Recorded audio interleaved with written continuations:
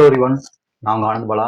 வாங்க வீடியோக்குள்ள போகலாம். ஸோ நம்ம இன்னைக்கு எதை பற்றி பார்க்க போகிறோம்னா இந்தியா, அமெரிக்கா, சைனா. ஸோ இவங்களுக்குள்ள உற்பத்தியை எப்படி மேம்படுத்துறது, அதை பற்றி தான் இதனால அமெரிக்கா என்னென்ன மாதிரி ஒரு மிகப்பெரிய இழப்புகள் ஏற்பட்டுட்டு இருக்கு. ஸோ ஒன் பை ஒன்னா வாங்க பார்க்கலாம். பண்றாங்க ட்ரம்ப் உங்களுக்கு 200% டாரிஃப் நான் போட போறேன் அப்படின்னு சைனா மிரட்டிட்டு இருக்காங்க. எதனால மிரட்டுறாங்க? அவங்களுக்கு பார்த்தீங்கன்னா அரிய வகை தனிமங்கள்லாம் தேவைப்படுது. ஸோ இதை ஆல்ரெடி 7 வகையான தனிமங்களை அவங்க பேன் பண்ணியிருக்காங்க சைனா. ஸோ இதனால என்ன பண்றாங்க, இந்தியாவுக்கு நீ ஆயில் வாங்குற, நீ அதிகமா ஆயில் வாங்கி எங்களுக்கு அதை கொடுக்குற அப்படின்னு சொல்லிட்டு அவங்களுக்கு பாத்தீங்கன்னாக்க, அதாவது இந்தியாவுக்கு இப்ப ஆகஸ்ட் 27 50% டாரிஃபை அமெரிக்கா சொல்லியிருக்காங்க. ஸோ இதனால இது ஒரு சைடு இருக்குதா.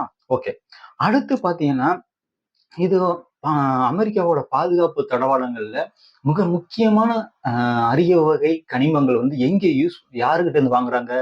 சைனா கிட்ட இருந்து வாங்குறாங்க. ஸோ சைனா கிட்ட இருந்து 90% கனிம வளங்களை இவங்க வாங்கிக்கிட்டு இருக்காங்க. இந்த கனிம வளங்கள் என்னென்ன மாதிரி இருக்கு அப்படின்னு பாத்தீங்கன்னாக்க, நியூ டைட்டானியம், அதுக்கப்புறம் பாத்தீங்கன்னா பிரிசியோ டைட்டானியம், அதுக்கப்புறம் பாத்தீங்கன்னா தீஸ்ப்ரோசியம் அப்படிங்கிற மிக அரிய வகை தனிமங்கள் இருக்கு. இந்த 3 தனிமங்களுமே பாத்தீங்கன்னா அவங்க யூஸ் பண்ற ஆர்மி பேஸ்ட் மெட்டீரியல் எல்லாத்துலயுமே இருக்குது அப்படிங்கிறாங்க. இந்த மெட்டீரியல்ல இருக்கும்போது இவங்களுக்கு இந்த தனிமங்கள் இருந்தாதான் இந்த மெட்டீரியலை செய்ய முடியும். அப்படி இருக்கும் போது F-35ங்கிற ஒரு மிகப்பெரிய ஒரு போர் விமானம் அமெரிக்கா கிட்ட இருக்கு. இந்த போர் விமானத்தை தயாரிக்கிறதுக்கு இந்த பர்டிகுலரா இந்த கனிமங்கள் அவங்களுக்கு தேவைப்படுது. பட் இப்ப சைனா நான் உனக்கு கொடுக்க முடியாது, நீ எனக்கு டாரிஃப் போடுற, நீ எனக்கு எல்லாம் பண்ற, நான் அப்படி உனக்கு கொடுக்குறது அப்படின்ட்டு அவங்க ஒரு அக்ரிமெண்ட்டை போட்டு அதை ஸ்டாப் பண்ணிட்டாங்க. வெஸ்டர்ன் கண்ட்ரிகளோட மிக முக்கியமான நிறுவனங்கள்லாம் இப்ப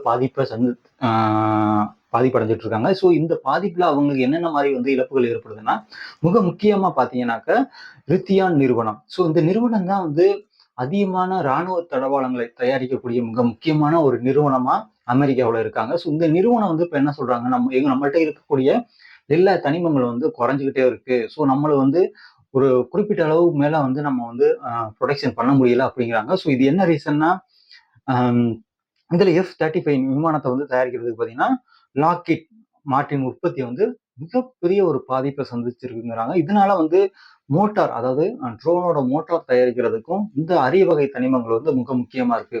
ஏன்னா இது சார்ஜபிள் மோட்டார் எல்லாத்துக்குமே அவங்க யூஸ் பண்ற இந்த வகையான தனிமங்கள் யூஸ் ஆகுது அப்படிங்கிறாங்க.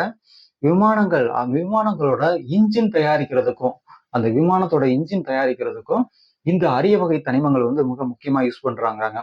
இதனால இப்ப சைனா என்ன பண்ணிட்டாங்க, ஓகே நீங்க இந்த இன்ஜின் தேவையான தனிமங்களை வாங்கினீங்கன்னா இதுக்கு நான் 60% அளவுக்கு அதோட காஸ்ட் இன்க்ரீஸ் ஆயிடுச்சு. ஸோ இன்க்ரீஸ் ஆனா என்ன பண்ணும், இந்த நீங்க அந்த பொருளை ரெடி பண்ணி விற்கும் போது இது அதிகப்படியான காசுக்கு போகும். அப்ப அவங்க வாங்குறதுக்காக யோசிப்பாங்க. ஸோ அடுத்த கஸ்டமர் வாங்கும் போது அந்த பொருளை வாங்குறதுக்கு யோசிப்பாங்க. இதுவும் இப்ப சொல்றாங்க. அடுத்து நம்ம பாத்தீங்கன்னா நம்ம பிரான்ஸ்ல இருந்து நம்ம இந்தியாவுக்கு அதிகப்படியான ரஃபேல் விமானங்களை வாங்கினோம்.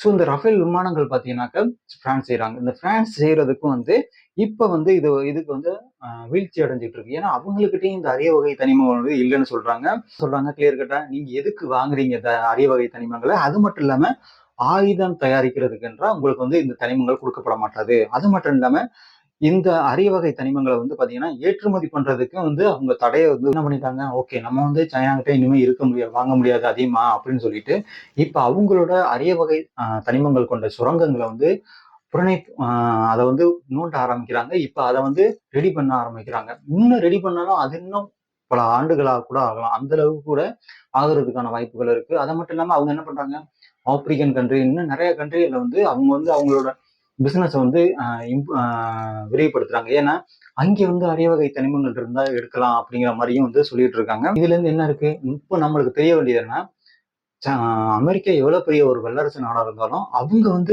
இன்னொரு நாடை சார்ந்துதான் இருக்க முடியுது. ஏன்னா சைனாங்கிற மிகப்பெரிய ஒரு வல்லரசு நாடும் இன்னொரு அமெரிக்காங்கிற வல்லரசு நாடும் 2 நாடுகளும் வந்து ஒண்ணு வந்து சார்ந்துதான் இருக்குது. ஸோ இவங்கள விட்டா இவங்க இல்ல, இவங்கள விட்டா இவங்க இல்ல. அப்படிங்கிற மாரி தான் இப்ப இருந்துட்டு இருக்கு. ஆனா இப்ப சைனா அவங்க எல்லாத்துலயுமே வந்து ஓனா தயாரிக்கிறதுக்கு ஆரம்பிச்சுட்டாங்க.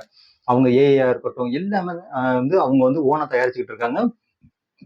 அவங்க வந்து மிகப்பெரிய அவங்களோட சிட்டிகள் எல்லாம் பாத்தீங்கன்னா, அமெரிக்காவோட அதிகமான வந்து வளர்ச்சிய கண்டது இருக்குது அப்படிங்கிறாங்க. அப்படி இருக்கும்போது அமெரிக்கா என்ன பண்றாங்க, அமெரிக்காவுக்கு தேவையான பொருட்கள் எல்லாம் சைனாவுல தான் இருக்கு. ஸோ அப்படி இவங்களுக்குள்ளேயே வந்து ஒரு மாறி மாறி வர்றதுனால, இது வந்து இந்த சைனா வந்து ரொம்ப அவங்க மேல டாரிஃப் போட முடியாம வந்து அமெரிக்கா தவிர்க்கிறதா இருக்கட்டும். ட்ரம்ப் வந்து இதுல வந்து நிறைய மிஸ்டேக் பண்ணியிருக்காரு. அதுவும் பர்ட்டிகுலரா இந்தியா கூட தான் மிக அதிகமாக மிஸ்டேக் பண்ணியிருக்காரு அப்படிங்கிறாங்க. ஸோ எப்படியா இருந்தாலும் இதுவதனால அமெரிக்காவோட பொருளாதாரம் கீழே போறதுக்கான வாய்ப்புகள் அதிகமா இருக்கு அப்படிங்கிறாங்க. ஸோ நான் இதை தான் வந்து நான் உங்கள்ட்ட சொல்லணும்னு இருந்தேன். நான் காணல் பாலா. வாங்க அடுத்த வீடியோல பார்ப்போம். வணக்கம்.